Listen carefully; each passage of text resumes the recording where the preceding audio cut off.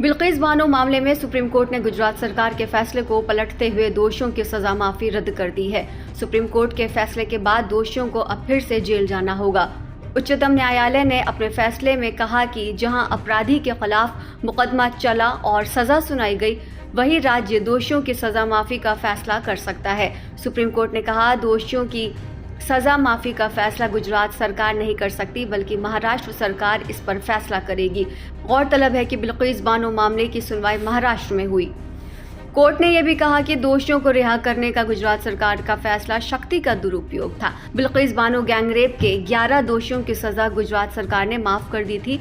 गुजरात सरकार के इस फैसले को सुप्रीम कोर्ट में चुनौती दी गई, जिस पर कोर्ट ने आज अपना फैसला सुनाया। जस्टिस BV नागरत्ना और जस्टिस उज्जवल भुइयां की पीठ ने मामले की सुनवाई की और 12 अक्टूबर 2023 को अपना फैसला सुरक्षित रख लिया था। गुजरात सरकार की माफी नीति के तहत साल 2022 में बिल्किस बानो से गैंगरेप और उसके परिवार के 7 सदस्यों की हत्या के दोषियों की सजा माफ कर दी थी और उन्हें जेल से रिहा कर दिया गया था।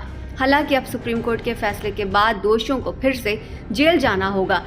इन दोषियों को CBI की विशेष अदालत ने साल 2008 में उम्र कैद की सजा सुनाई थी, जिस पर बॉम्बे हाई कोर्ट ने भी अपनी मुहर लगाई थी।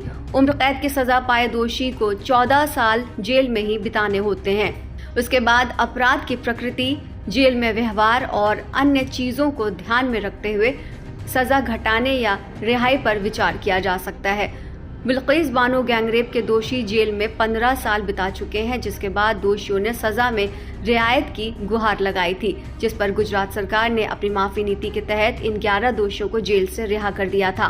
गुजरात सरकार के इस फैसले के खिलाफ 30 नवंबर 2022 को सुप्रीम कोर्ट में 2 याचिकाएं दायर की गईं। पहली याचिका में दोषियों की रिहाई को चुनौती देते हुए उन्हें वापस जेल भेजने की मांग की गई थी। वहीं दूसरी याचिका में सुप्रीम कोर्ट के मई में दिए गए आदेश पर पुनर्विचार की मांग की गई थी, जिसमें सुप्रीम कोर्ट ने कहा था कि दोषियों की रिहाई का फैसला गुजरात सरकार करेगी।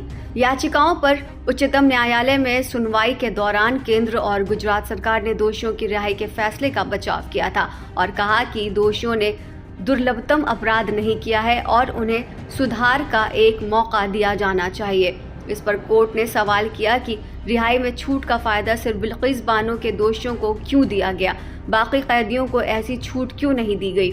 साथ ही सुप्रीम कोर्ट ने यह भी पूछा कि क्या दोषियों को माफी मांगने का मौलिक अधिकार है। इस पर दोषियों के वकील ने माना कि दोषियों को माफी मांगने का मौलिक अधिकार नहीं है। गुजरात में साल 2022 में हुए दंगे के दौरान उग्र भीड़ ने बिल्किस बानो के घर में घुसकर 7 लोगों की हत्या कर दी थी। इस दौरान बिल्किस बानो के साथ गैंगरेप भी किया गया था।